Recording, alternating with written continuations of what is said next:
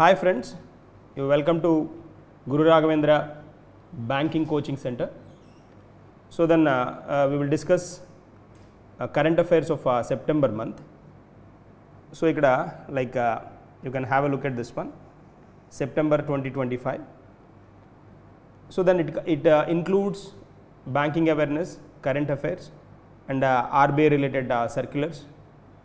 So that try to pay your attention so that you will get to understand all the concepts in a right way.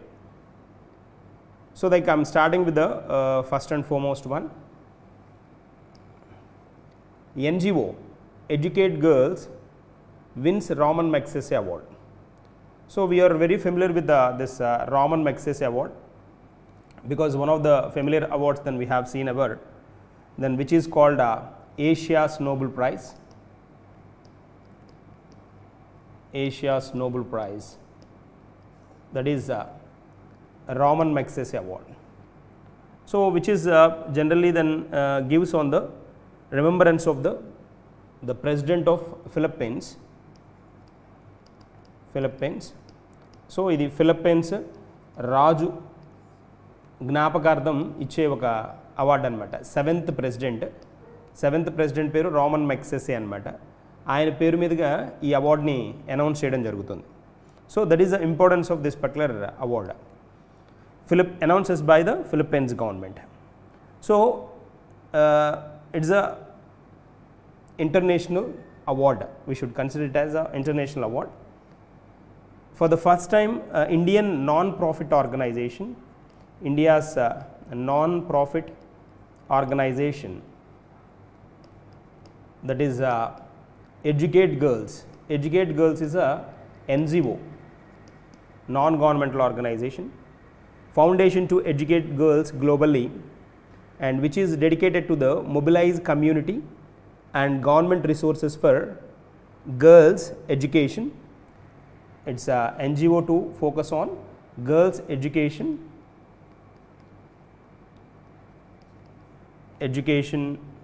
in rural and educationally disadvantaged areas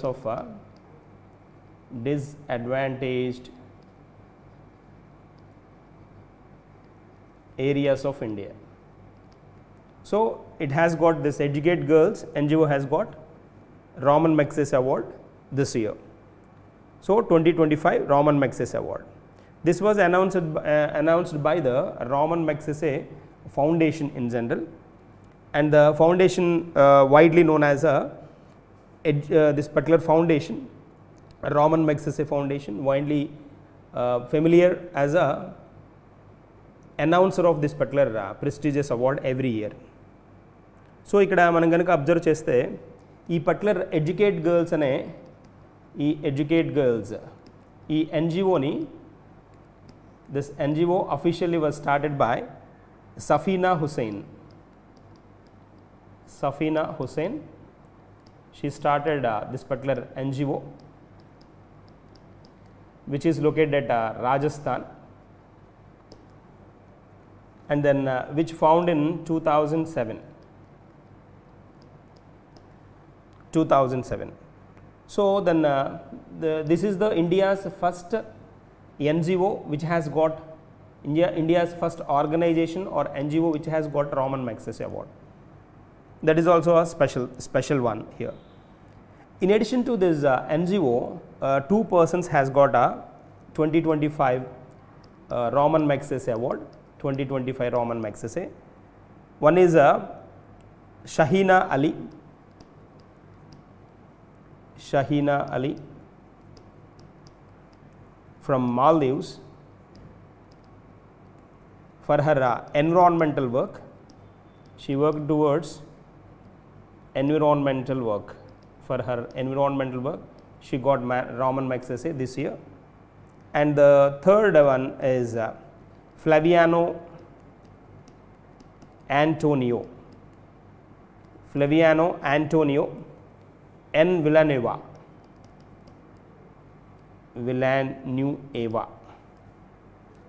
from Philippines. He worked for eradication of poverty. Eradication of poverty. So these two persons and one organization has got Raman Magsaysay Award for the year 2025. So certainly then there is a chance to get asked from a question from this particular one. The award was officially, this Raman Magsaysay Award was established in, Raman Magsaysay Award was officially established in 1957, and then it is considered as the, as I mentioned earlier, Asia's highest honor and a premier prize, recognizing the individuals with the exceptional dedication to serving the people of Asia regardless of their background. So background తో సంబంధం లేకుండా ఏషియాలో పీపుల్కి ఎవరైతే serve చేస్తారో వాళ్ళ leadership క్వాలిటీస్కి ఈ particular అవార్డుని ఇవ్వడం జరుగుతుంది అనమాట. So that is a speciality, that is the importance of this particular award. So దాన్ని ఏమంటారు అంటే earlier they used to give this particular award in 6 fields. 6 కేటగిరీస్లో ఇచ్చేవాళ్ళు. 6 కేటగిరీస్లో ఈ అవార్డుని అనౌన్స్ చేసేవాళ్ళు. లైక్ ఇప్పుడు ప్రజెంట్ ఉన్న ట్రెండ్ ప్రకారం ఏంటి అని అంటే ఈ అవార్డుకి emergent leadership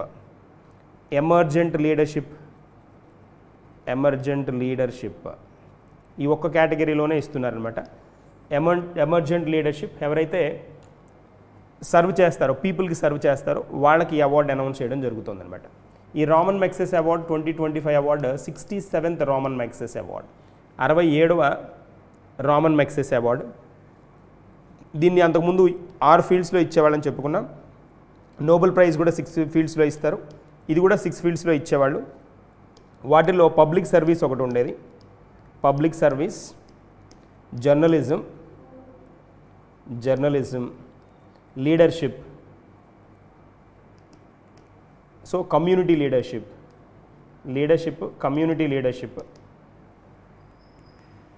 and then creative communication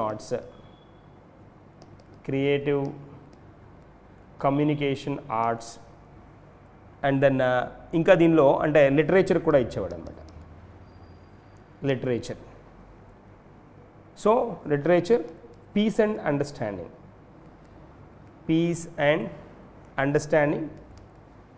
and international understanding. So journalism, community leadership, creative communication arts, literature, peace and understanding, international understanding.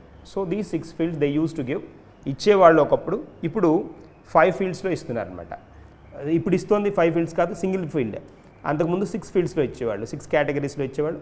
ఇప్పుడున్నది only emergent leadership పార్ట్లోనే ఇస్తున్నారనమాట. So ఇక్కడ ఎమర్జెంట్ లీడర్షిప్కి ఈ అవార్డు అనౌన్స్ చేయడం జరుగుతుంది. దీంట్లో ఇక్కడ వచ్చేటప్పటికి ఏంటి అని అంటే మనకి లైక్ ఇఫ్ యూ అబ్జర్వ్, ఇగోండి ఈ పర్సన్స్, వీళ్ళిద్దరూ పర్సన్స్ మనం ఇప్పుడు చెప్పుకున్నాం కదా, మాల్దీవ్స్ ఒకరు, ఫిలిప్పైన్స్ ఒకరు అని చెప్పుకున్నాం కదా.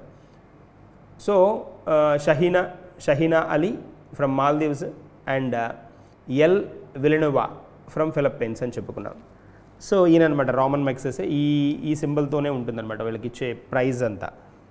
సో ఈ రిసిపెంట్ ఎవరైతే ఉంటారో, ద రిసిపెంట్స్ అంటే ఎవరైతే ఈ అవార్డు రిసీవ్ చేసుకుంటున్నారో, రిసిపెంట్స్ విల్ receive $50,000 $50,000 ఇస్తారు. సో ఇదంతా ఏంటి అని అంటే ఈ అనౌన్స్ చేయడం అక్టోబర్లో అనౌన్స్ చేశారు, అనౌన్స్ చేయడం సెప్టెంబర్ కదా, సెప్టెంబర్లో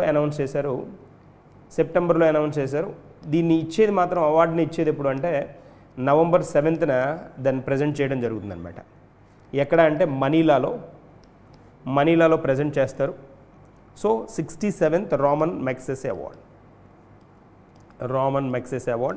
presentation scheduled for November 7th at a Metropolitan Theatre in Manila. So that is a point. This is all about our Raman Magsaysay Award. ఖచ్చితంగా క్వశ్చన్ అడగడానికి స్కోప్ ఉన్న ఏరియా, సో ఫోకస్ చేయాల్సిన part. That's one. I'm moving to the next వన్కి వెళ్దాం. Have a look at this exercise Yudh Kaushal 3.0 version conducted by Indian army at Arunachal Pradesh. So ఇలాంటి exercises మనకి army exercise కానీ defence exercises అంటాం మనం. ఈ డిఫెన్స్ ఎక్సర్సైజెస్ నుంచి ఎక్సర్సైజెస్ మనకి సైన్స్ అండ్ టెక్నాలజీ కేటగిరీలో వస్తాయి. సైన్స్ అండ్ టెక్నాలజీ కింద మనం చదువుకోవాల్సి వస్తుంది. దీని నుంచి 1 or 2 క్వశ్చన్స్ అడుగుతూ ఉన్నాడు. ఇలాంటి ఎక్సర్సైజెస్ ఖచ్చితంగా ఫోకస్ చేస్తున్నాడు. దానిలో ఏంటి అని అంటే ఒకప్పుడు జనరల్గా ఎక్కడ జరిగింది అని అడిగేవాడు, ఎక్కడ జరిగింది అనే పాయింట్ని హైలైట్ చేసేవాడు. ఇప్పుడు ఎవరెవరి మధ్య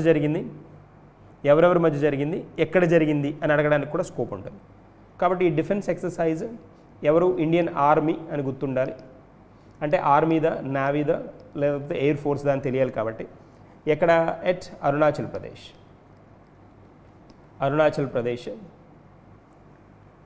so the Indian army successfully conducted this exercise in the Kamang region of Arunachal Pradesh, a high altitude and extreme climate zone of the eastern Himalayas anamata. So the large scale drill demonstrations ivanni jarugutayi ikkada.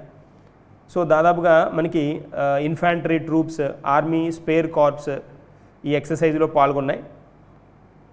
Tarvata ikkada manaki ikkada special thing enti anante manam cheppukovalsina point enti ante this exercise is validated the Army's ability to conduct sustained operations in multi-domain environments while preparing for future warfare challenges. Future warfare challenges ni ఎదుర్కోవడానికి, future warfare challenges ఏవైతే ఉంటాయో warfare challenges, ఈ ఛాలెంజెస్ని ఎదుర్కోవడానికి కావాల్సిన శక్తి సామర్థ్యాలని, పొటెన్షియల్ని దాన్ని మన army catch చేయడానికి ఈ పర్టికులర్ ఎక్సర్సైజ్ని కండక్ట్ చేశారనమాట. యుద్ధ కౌశల్ 3.0 ఎక్కడ, అరుణాచల్ ప్రదేశ్ గుర్తుంచుకోవాల్సింది అది. సో మల్టీ డొమైన్ వార్ఫేర్ క్యాపబిలిటీస్ని బిల్డప్ చేసుకోవడానికి. మల్టీ డొమైన్ వార్ఫేర్ అంటే warfare capabilities to develop. Okay, this is one. So future warfare challenges ఏవైతే ఉంటాయో to handle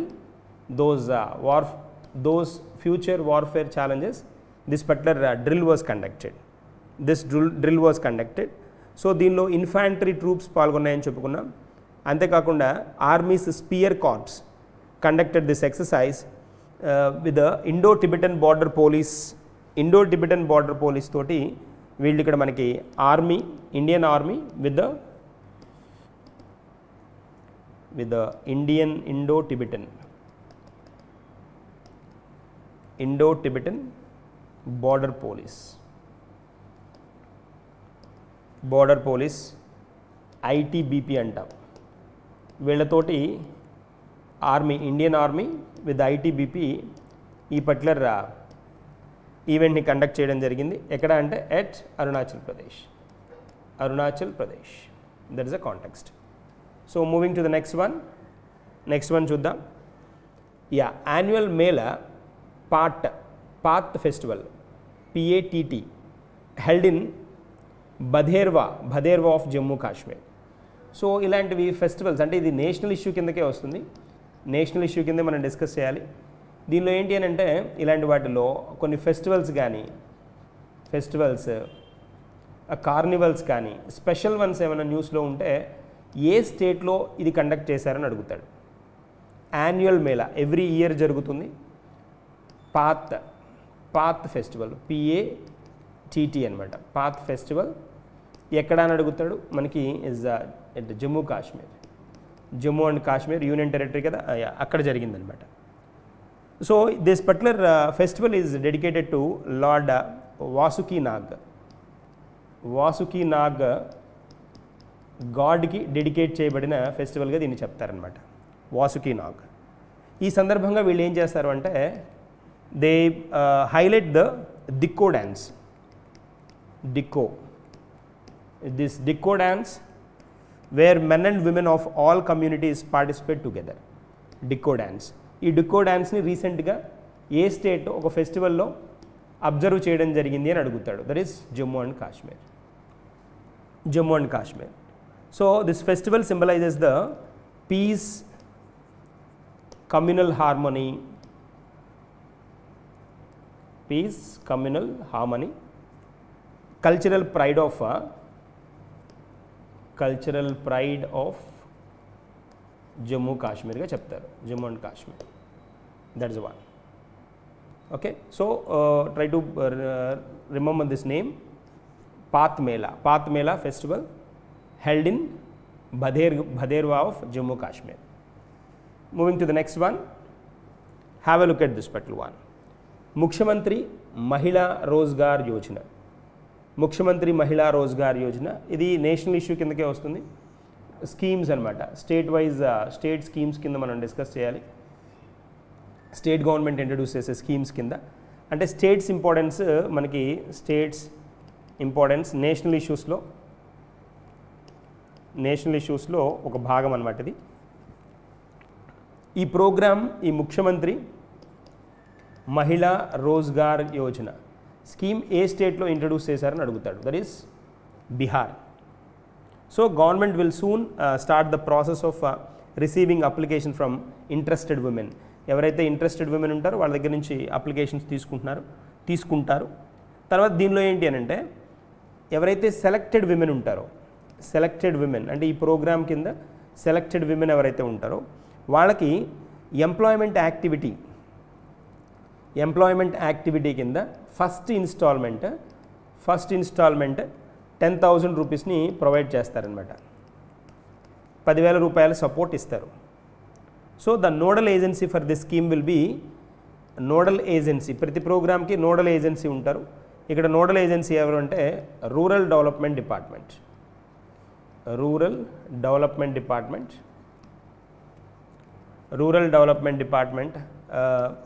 is the nodal agency for this particular program anamata.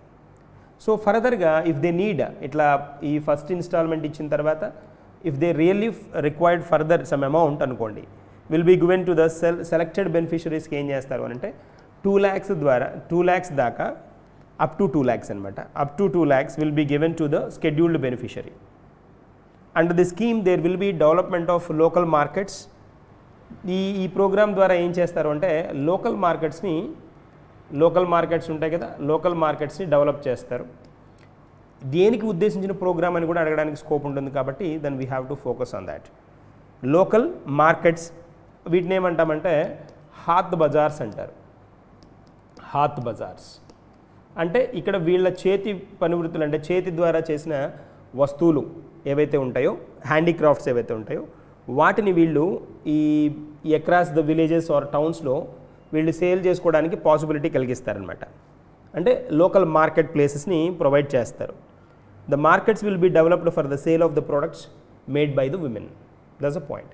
So ఈ women ఎవరైతే తయారు చేశారో ఈ వస్తువులు తయారు చేయడానికి కావాల్సిన అమౌంట్ కోసం ఫస్ట్ ఇన్స్టాల్మెంట్ 10,000 రూపీస్ ఇస్తారు. తర్వాత మ్యాక్సిమం 2 lakhs దాకా అమౌంట్ ఇచ్చి వాళ్ళు తయారు చేసిన ఉత్పత్తులని ఈ వాళ్ళు ఉన్న సరౌండింగ్స్లో ఆ విలేజెస్ కానీ టౌన్స్లో వీళ్ళు ఆ ప్రోడక్ట్ని సేల్ చేసుకునే విధంగా లోకల్ మార్కెట్స్ని డెవలప్ చేస్తారు. వాటినే హాత్ బజార్స్ అంటారు. Haat bazaars, that is the context. So which state? Bihar is the state then which is introduced Mukhyamantri Mahila Rozgar Yojana. Moving to the next one, have a look at this one.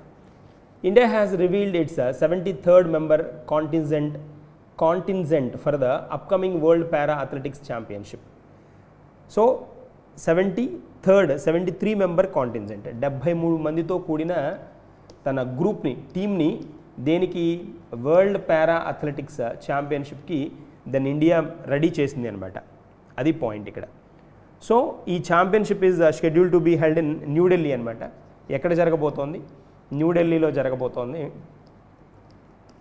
So ఎప్పటి నుంచి ఎప్పటిదాకా అంటే మనం సెప్టెంబర్ మంత్ డిస్కస్ చేస్తున్నాం కాబట్టి September 27th నుంచి October 5th దాకా జరుగుతుందన్నమాట. ఈ ఈవెంట్కి మనం మన దగ్గర నుంచి 73 మెంబర్ కాంటింజెంట్స్ని పంపిస్తున్నాము అనమాట. So then this marks the first occasion that India will serve as a host for the prestigious Para Athletics Championship. ఇది మొట్టమొదటిసారి అనమాట. దీని రిజల్ట్ ఏమైంది అనేది మళ్ళీ మనం అక్టోబర్లో చెప్పుకుంటాం. సో ఆ కంటిన్యూటీ మిస్ అవ్వకుండా ఫాలోఅప్ చేయండి. ఈ వరల్డ్ పారా అథ్లెటిక్స్ ఏవైతే ఉన్నాయో వీటిని మనం ఇండియాలో కండక్ట్ చేయడం ఇదే మొదటిసారి. So India will serve as the host for the prestigious para athletics event first time. Team features 19 male athletes. ఈ టీమ్స్లో 19 female athletes and the will be spearheaded by top javelin thrower Sumit Antil famous javelin thrower అనమాట. ఈ javelin thrower ఆధ్వర్యంలో ఈ 19 మంది female team ఈ ఈవెంట్లో పాల్గొనబోతున్నారు అని చెప్తున్నారు. That's a point. సో తర్వాత ఇక్కడ మనకి Paris para Olympics club throw champion Dharambir Nain and sprinter Preeti Pal, 2-time bronze winner, will lead the Indian flag bearer during the opening ceremony. Opening సెరమనీకి ఇది కూడా ఇంపార్టెంట్. ఓపెనింగ్ సెరమనీకి మనకి బ్యాంక్ ఎగ్జామ్స్లో అడిగే స్టైల్ అనమాట ఇది. ఓపెనింగ్ సెరమనీకి ఫ్లాగ్ బేరర్ ఎవరు అని అడుగుతాడు. ఫ్లాగ్ బేరర్ ఏ ఈవెంట్కి? వరల్డ్ పారా అథ్లెటిక్స్కి. ఓపెనింగ్ సెరమనీకి తర్వాత పోతే ఎండింగ్ సెరమనీకి ఇట్లా జనరల్గా ఫ్లాగ్ బేరర్స్ ఉంటారనమాట. దీనికి వచ్చేటప్పటికి ఎవరెవరు అంటే ఫ్లాగ్ బేరర్స్ ధరంబీర్ నైన్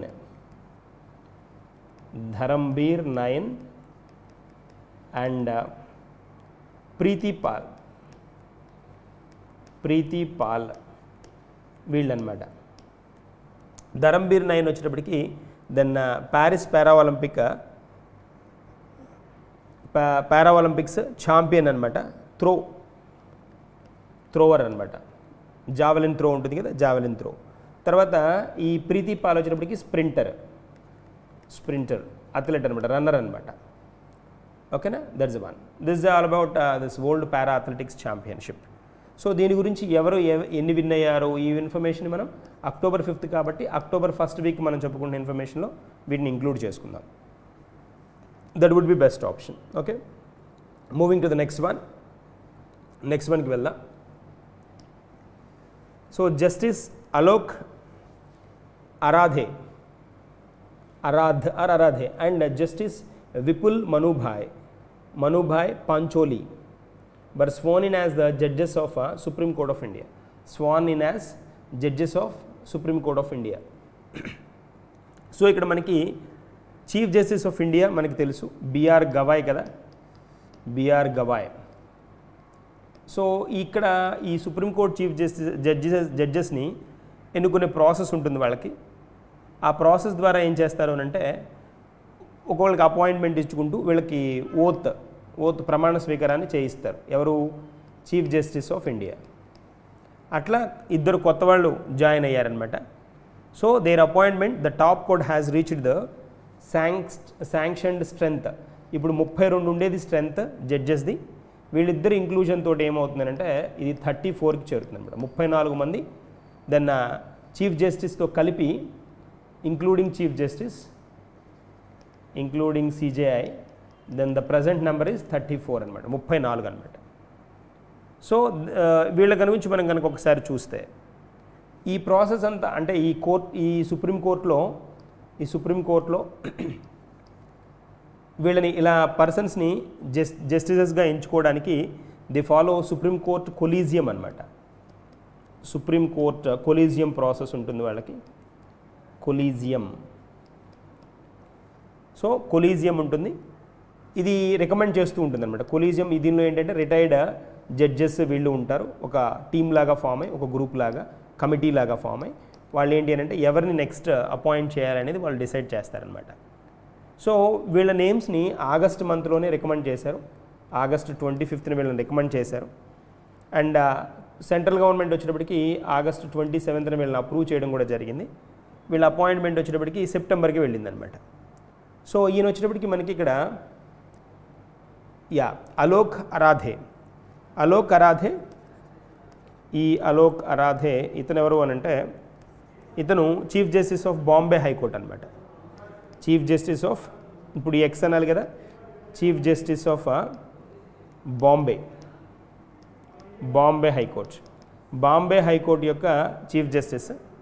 ఇక్కడ పచోలి జస్టిస్ పంచోలి వచ్చేటప్పటికి chief justice of Patna high court అనమాట. Patna Bihar high court, Patna high court. So Vipul Manubhai Pancholi, Patna high court, become the chief justice of India. ఇతను వచ్చేటప్పటికి he is ex chief justice of Bombay high court, Bombay high court నుంచి అనమాట. సో జస్టిస్ నాగరత్నం, నాగరత్న అని ఒక ఆవిడ ఉన్నారు, జస్టిస్ నాగరత్న. ఇప్పటి వరకు ఎవరు women India's first chief justice అయిన వాళ్ళు ఎవరు లేరు అన్నమాట. ఉమెన్ చీఫ్ జస్టిస్ అయిన వాళ్ళు లేరు, జస్టిస్ ఉన్నారు. ఫాతిమా బీవీ వీళ్ళందరూ జస్టిస్ అయ్యారు ఆవిడ. కానీ ఫస్ట్ విమెన్ అనమాట ఈవిడ అవ్వడానికి స్కోప్ ఉందన్నమాట. నెక్స్ట్ ఎవరికి? జస్టిస్ నాగరత్న. ఈవిడ చీఫ్ జస్టిస్ ఆఫ్ ఇండియా అవ్వడానికి స్కోప్ ఉన్న ఆవిడ. ఎప్పటికవుతారు ఈవిడ అంటే సెప్టెంబర్ 2027కి ఈవిడ చీఫ్ జస్టిస్ అయ్యే స్కోప్ ఉందన్నమాట. అంటే కొలీజియమే చెప్తుంది ఎవరు నెక్స్ట్ అని. అలాగా justice Nagarathna at present she is justice of సుప్రీంకోర్టులో ప్రజెంట్ జస్టిస్ ఈవిడ చీఫ్ జస్టిస్ ఆఫ్ ఇండియా అవ్వడానికి స్కోప్ ఉంది. ఎప్పుడు అంటే జాయిన్ అవుతారు ఎప్పుడు అంటే సెప్టెంబర్ 2027కి అనమాట. Okay, that is a point. So వీళ్ళతోటి ఈ నెంబర్ ఎంతకు వచ్చింది మనకి? 34 వచ్చింది అనమాట. వీళ్ళిద్దరు జాయినింగ్ తోటి 34 వచ్చింది. Alok Aradhe X chief justice of Bombay high court. ఇక్కడ ఈయన వచ్చినప్పటికి పాట్నా హైకోర్టుకి చీఫ్ జస్టిస్గా చేశారు. వాళ్ళు సుప్రీంకోర్టుకి జస్టిసెస్గా ప్రమోట్ అయ్యారనమాట. That is a context. Okay, moving to the next one. నెక్స్ట్కి వెళ్దాం. India's GDP growth rate increased to 7.8%, the highest in 5 quarters. So ఇట్లాంటివి మనకి ఏమవుతాయంటే ఒక మంత్లో ఈ ప్రొజెక్షన్స్ అడగడానికి కొంత ఛాన్సెస్ తక్కువే ఉంటాయి. అంటే ఎంత పర్సంటేజ్ అని అడగాలంటే ఏ మంత్లో అని అడగాలి ఇక్కడ. సో కాబట్టి ఏంటి అని అంటే ఈ ఫినాన్షియల్ ఇయర్లో ఇట్లా అడగచ్చు క్వశ్చన్ని. ఈ ఫినాన్షియల్ ఇయర్లో హయ్యెస్ట్ గ్రోత్ రేట్ ఎంత పర్సంటేజ్ అబ్జర్వ్ చేశారో అని అడగడానికి స్కోప్ ఉంటుంది. So India's GDP growth rate increase to 7.8%, the highest in 5 quarters. 5 quarters, quarter అంటే 3 months కదా, క్వార్టర్ అంటే 3 months. అలా 5 quartersలో ఇదే హైయెస్ట్ అనమాట. 5 quartersలో అంటే ప్రీవియస్గా ఉన్న 5 quartersలో ఇదే highest. So third consecutive quarter in the first quarter of 2025 first క్వార్టర్లో 2025-26 ఫస్ట్ క్వార్టర్ అంటే ఫినాన్షియల్ ఇయర్ మెన్షన్ చేశాడు అంటే ఏప్రిల్, మే, జూన్. ఇది ఫస్ట్ క్వార్టర్ అనమాట. April, May, June is the first quarter. ఈ ఫస్ట్ క్వార్టర్లో మనం దాదాపుగా 7.8% అబ్జర్వ్ చేయడం జరిగింది. So growth rate of 7.8% is 43 basis points higher than the previous one. దాదాపుగా 43 basis points. 43 basis points. ఇది మార్చ్తో కంపేర్ చేస్తే అంటే దీనికి ముందున్న క్వార్టర్తో కంపేర్ చేస్తే దాదాపుగా 43 basis points ఎక్కువ అనమాట, మోర్ అనమాట. So that is the point here we have to focus on. దీనిలో వచ్చేటప్పటికి మనకేంటి అని అంటే అగ్రికల్చర్ గ్రోత్ కనుక మనం చూస్తే అగ్రికల్చర్ గ్రోత్ బాగా పెరగడం జరిగింది. అగ్రికల్చర్ గ్రోత్ ఇది వచ్చేటప్పటికి అగ్రికల్చర్ గ్రోత్ వచ్చేటప్పటికి 3.7% రీచ్ అయింది. ఎర్లియర్ ఇట్ వాస్ 1.5% అనమాట. 1.5% ఉండేది 3.7% పెరిగింది. ఇది పాజిటివ్ టర్న్ అనమాట. That is one. సో ఇలాంటివి మనం హైలైట్ చేసి గుర్తుంచుకోవాల్సిన అవసరం ఉంటుంది.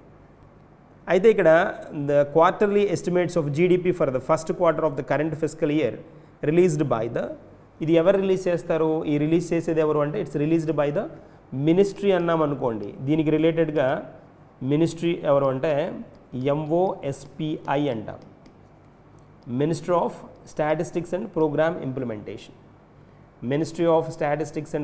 ఇంప్లిమెంటేషన్. అదే ఆర్గనైజేషన్ వైజ్ కనుక మనం చెప్పామంటే NSO అనమాట, నేషనల్ స్టాటిస్టిక్స్ ఆర్గనైజేషన్ అనమాట. So this is the one, this the point. మనకి ఈ ఫోకస్ చేయండి 7.8%. ఎవరిచ్చారు అని అంటే మనం గవర్నమెంట్ డీటెయిల్స్ చెప్తున్నాం. ఇది ఫైనల్ అనమాట. గవర్నమెంట్ ఇచ్చేది నోటిఫై చేసేది final.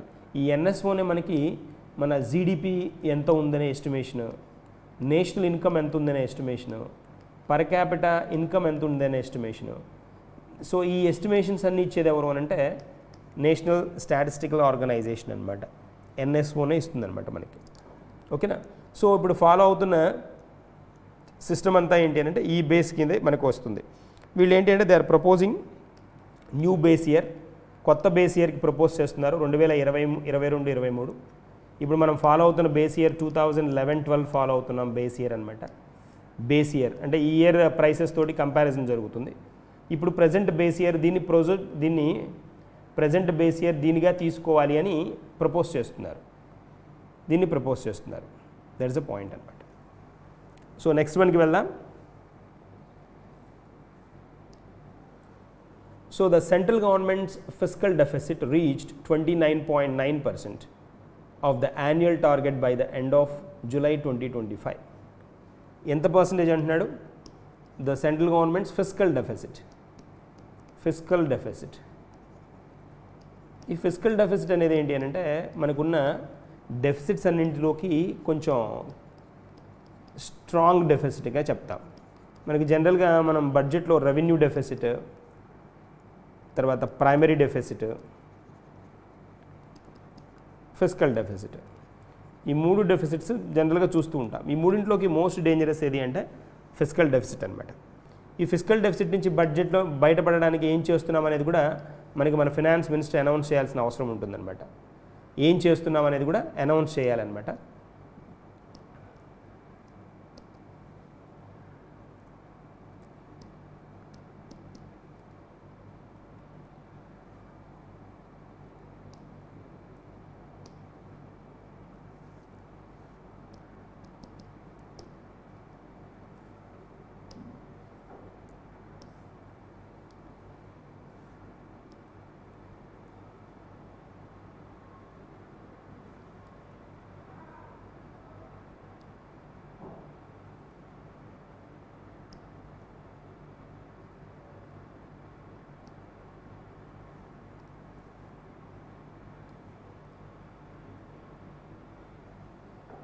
So that is the point. కాబట్టి ఇక్కడ మనం ఏం చేయాలి, మనకు కావాల్సిన టర్న్ ఏంటో మనం చూడాలి ఒకసారి. సో ఈ డెఫిసిట్స్ ఉన్నాయి మనకి. ఈ డెఫిసిట్స్ గురించి మనం primary deficit, fiscal deficit, so వీటి గురించి మనం కాంటెక్స్ట్ బేస్గా డిస్కస్ చేయాలి. వీటన్నింటిలోకి డేంజరస్ ఏది అని అంటే మనకి ఫిస్కల్ డెఫిసిట్ అని చెప్పుకుంటున్నాం. Fiscal deficit is the dangerous one అని చెప్పుకుంటున్నాం. సో ఈ ఫిస్కల్ డెఫిసిట్ నుంచి బయటపడాలి అని అంటే జనరల్గా ఎంత తగ్గించబోతున్నాం, దీన్ని ఎంత కంట్రోల్ చేస్తామనేది ఎఫ్ఆర్బిఎం యాక్ట్ ద్వారా చెప్తారన్నమాట. ఈ ఎఫ్ఆర్బిఎం యాక్ట్నే fiscal responsibility budget management act అంట. బడ్జెట్ మేనేజ్మెంట్ యాక్ట్ 2003 యాక్ట్ అనమాట. ఈ ఎనాక్ట్మెంట్ ద్వారా ఎంత కంట్రోల్ చేయబోతున్నాం బడ్జెట్ని అనేది చెప్తారు. దట్ ఈస్ అ పాయింట్ అనమాట. సో ఇక్కడ మనకి ఫిస్కల్ డెఫిసిట్ ఏమంటున్నాడు, governments fiscal deficit reach 29.9% of the annual target by the end of the July 2025. 2025 మనకి ఎంతైతే టార్గెట్ ఉందో, రీచ్ అవ్వాల్సిన టార్గెట్ 100% టార్గెట్ అనుకోండి, దీనిలో 29.99% ఆల్రెడీ రీచ్ అయిపోయాం అని చెప్తున్నాడు అనమాట. That is a point. So that is a context అనమాట.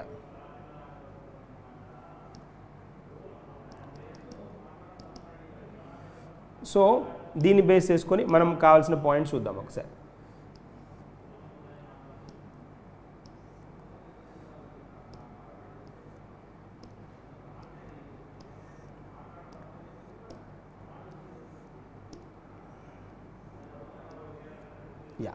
సో ఇక్కడ ఒకసారి మనం పాయింట్ చూద్దాం. This the one.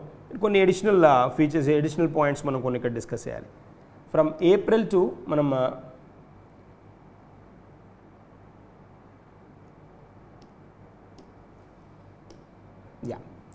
So April July ఈ మధ్య కనుక మనం చూస్తే, అబ్జర్వ్ చేస్తే, ఏప్రిల్ టు జూలై కనుక అబ్జర్వ్ చేస్తే 2025 ఈ గ్యాప్ ఎంత ఉంది అంటే 4.68 lakh crore అనమాట. ఇది ఫిజికల్ డెఫిసిట్ గ్యాప్ అనమాట. Physical deficit gap April to July గ్యాప్లోనే 4.68 లక్షల కోట్లు ఉందన్నమాట. సో ఇది పెద్ద గ్యాప్ ఇది. అంటే 30% దాదాపుగా అప్రాక్సిమేట్లీ 30% ఒక తక్కువ టైంలోనే రీచ్ అయింది అని అంటే కంట్రోల్ చేయాల్సిన అవసరం ఉంది. సో గవర్నమెంట్ దీన్ని కంట్రోల్ చేయడానికి వాడే మెకానిజం ఏంటి అని అంటే మనం ఆల్రెడీ చెప్పుకున్నాం, FRBM act, physical responsibility budget management act. So మనకి ఇక్కడ ఏమని అడగడానికి స్కోప్ ఉంది అని అంటే ఫిజికల్ డెఫిసిట్ యాన్యువల్ టార్గెట్ ఎంత పర్సంటేజ్ దెన్ జూలైలో రీచ్ అయింది అంటాడు. That is 30%. 30% జూలైలోనే రీచ్ అయిపోయింది అనమాట. నెక్స్ట్ వన్కి వెళ్దాం. Yes, moving to the next one. Yeah, Bharat Buildcon. Bharat Buildcon will held in New Delhi from April 29 to May 2nd.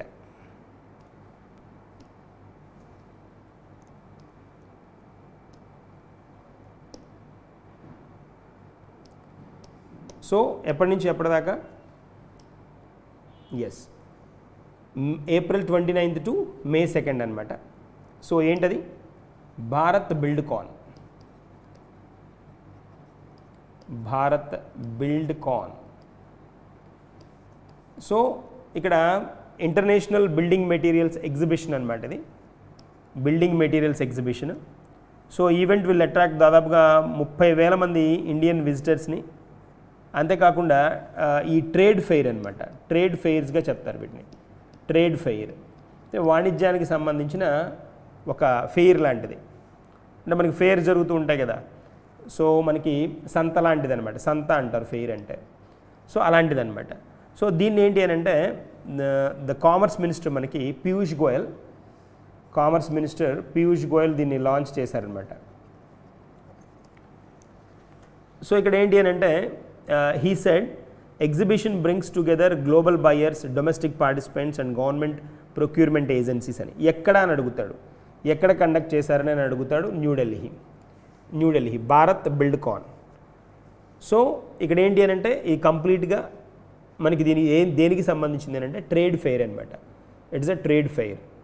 దీనిలో డిఫరెంట్ టైప్స్ ఆఫ్ మనకి ఈ ఎగ్జిబిషన్లో గ్లోబల్ బయర్లు ఉంటారు, డొమెస్టిక్ పార్టిసిపెంట్స్ ఉంటారు, ప్రొక్యూర్మెంట్ ఏజెన్సీస్ వస్తాయి. వీళ్ళందరూ ఏంటి అంటే ఇండియా సెల్ఫ్ రిలయంట్గా తయారవ్వాలి అంటే, ఇండియా సెల్ఫ్ రిలయంట్గా అవ్వాలి అని అంటే మనం ఇలాంటి ఫెయిర్స్ని వీటిని కండక్ట్ చేసుకోవాలి. ఇంకా వాటిలో ఇంప్రూవ్మెంట్ అంటే కస్టమర్ రిక్వైర్మెంట్స్ ఏమున్నాయో తెలుసుకొని వాటికి రిలేటెడ్గా కనుక ప్రొడక్ట్స్ని కనుక తయారు చేస్తూ ఉంటే 100% we will reach the target అనమాట. మన టార్గెట్ మనం రీచ్ అవ్వడానికి కూడా స్కోప్ ఉంటుంది అనమాట. That is a point. So moving to the next వన్కి వెళ్దాం. The Ministry of Power has released the 2024 State Energy Efficiency Index. State Energy Efficiency Index. State Energy Efficiency Index అనమాట. SEEI అంటాం. ఇది 2024 index అనమాట. 2025లో announce చేశారు. Ministry of power release the state energy efficiency index. దీనిలో ఏంటి అని అంటే Maharashtra, Andhra Pradesh, Assam and Tripura top పర్ఫార్మర్లుగా ఉన్నాయి. పవర్ ఎఫిషియన్సీ అంటే పవర్ని ఎఫిషియెంట్గా వాడే స్టేట్లు ఏంటి అని దాని కాంటెక్స్ట్లో అనమాట. సో ఓవరాల్ ఎనర్జీ ఎఫిషియన్సీలో మనకి మహారాష్ట్ర టాప్ పొజిషన్లో ఉంది. అవి మనకి స్టేట్సే కావాలి. సెకండ్ పొజిషన్లో ఆంధ్రప్రదేశ్ ఉంది. థర్డ్ పొజిషన్లో అస్సాం ఉంది. ఫోర్త్ పొజిషన్లో త్రిపుర. ఇవి 4 టాప్ ర్యాంకర్స్గా ఉన్నాయన్నమాట. సో ఇది ఎన్నో ఎడిషన్ అంటే SEEI 6th ఎడిషన్ అనమాట. 6th ఎడిషన్ 2018 నుంచి అనౌన్స్ చేస్తున్నారు. ఇది 6th ఎడిషన్ అనమాట. దీనిలో ఏంటి అని అంటే దాదాపుగా 66 ఇండికేటర్స్ ఉన్నాయి. ఈ 66 ఇండికేటర్స్ని ఈ రాష్ట్రాల పర్ఫార్మెన్స్ని బేస్ చేసుకొని ఈ పర్టికులర్ ఇండెక్స్ ఇవ్వడం జరుగుతుందన్నమాట. సో దాదాపుగా ఈ 66 ఇండికేటర్స్ 7 సెక్టార్స్ని కవర్ చేస్తున్నాయి. Then these 66 indicators covering 7 sectors అనమాట. Performance in energy usage. Energy యూసేజ్లో పర్ఫార్మెన్స్ అనమాట. Energy usage performance. Usage performance గురించి మాట్లాడుతున్నాం. సో ఇక్కడ ద సెక్టార్స్ ఇంక్లూడ్, ఈ సెక్టార్స్ కనుక మనం చూసామనుకోండి, వీటిలో ఉన్న సెక్టార్స్ ఏంటి అంటే మనకి buildings, industry, municipal services, transport, agriculture, ఇలాంటివన్నీ ఉన్నాయన్నమాట. ఇలాంటి ఏరియాస్ అన్నీ ఉన్నాయి. Total 36 states and union territories, మొత్తం యూనియన్ టెరిటరీస్ స్టేట్స్ మొత్తం 36. వీటిల్లో ఈ పర్టికులర్ SEEI 2024లో పార్టిసిపేట్ చేశాయి. వాటిలో ఫస్ట్ పొజిషన్లో మహారాష్ట్ర, సెకండ్ పొజిషన్లో ఆంధ్రప్రదేశ్, థర్డ్ పొజిషన్లో అస్సాం, ఫోర్త్ పొజిషన్లో త్రిపుర ఉన్నాయన్నమాట. సో ఇక్కడ మనం కనుక కేటగిరీస్లో కనుక మనం చూసామనుకోండి, దాదాపుగా 60% కంటే పైన, 60% కంటే పైన ద ఫ్రంట్ రన్నర్స్ ఉన్నారు. ఫ్రంట్ రన్నర్స్ 60% కంటే ఎక్కువ స్టేట్స్, 60% కంటే ఎక్కువ ఫ్రంట్ రన్నర్స్గా, 50 to 60% అచీవర్స్గా, 30 to 50% contenders and less than 30% వచ్చేటప్పటికి యాస్పిరెంట్స్, పార్టిసిపేషన్కి వచ్చిన వాళ్ళు అనమాట. ఆ క్లాసిఫికేషన్లో వీటిని చెక్ చేయడం జరిగిందనమాట. సో దెన్ ఎవరు రిలీజ్ చేశారు? Ministry of power release this particular energy efficiency index for the year 2025, but the result report for 2024. 6th edition, 66 indicators, 7 sectors. That is a context. Moving to the next one, TCS appoints Amit Kapoor to lead newly formed Artificial Intelligence and Services Transformation Unit. So Tata Consultancy Services appointed this Amit Kapoor as the head of its newly formed AI and Services Transformation Unit. So this move comes Indian IT firms intensify the efforts to adopt and expand AI driven services. So AI driven services ki enta importance istunnaru ani teliyali ante manaki appointment clarity ichchestundi annamata. So manaki Akash Tripathi ఈయన ఎవరు అని అంటే Akash Tripathi is the MD of Solar Energy Corporation, SECI, Solar Energy Corporation of India, MD అనమాట. తర్వాత ఇవన్నీ ఈ person కూడా రీసెంట్గా అపాయింట్ అయిన పర్సన్. ఇప్పుడు అమిత్ కపూర్ మనకి TCS అపాయింట్ చేసింది. ఇది AI సర్వీసెస్ అండ్ ట్రాన్స్ఫార్మింగ్ యూనిట్కి. అలాగే కొత్తగా వచ్చిన వాళ్ళలో MD of solar energy corporation of India, MD Akash Tripathi కూడా కొత్తగా వచ్చిన పర్సన్. అంతేకాకుండా మనకి కొత్త అపాయింట్మెంట్స్లో, ఇంకా కొత్తగా వచ్చిన అపాయింట్మెంట్స్లో ఇది అపాయింట్మెంట్ కేటగిరీ కిందకు వచ్చేది. అలాగే కొత్త అపాయింట్మెంట్స్లో ఇంపార్టెంట్ వన్ మనకి BFI, boxing federation of India. దీనికి కొత్త పర్సన్ అజయ్ సింగ్ న్యూగా అపాయింట్ అయిన పర్సన్ అనమాట. తర్వాత మనకి payments council of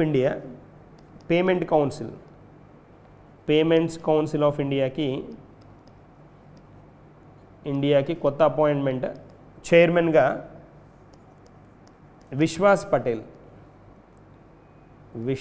Patel appoint అవ్వడం జరిగిందనమాట. ఇవి 3 ఇంపార్టెంట్ అపాయింట్మెంట్స్. ఇలా TCS అపాయింట్మెంట్ ఈ పర్సన్తో పాటు ఇవి కూడా ఇంపార్టెంట్ అనమాట.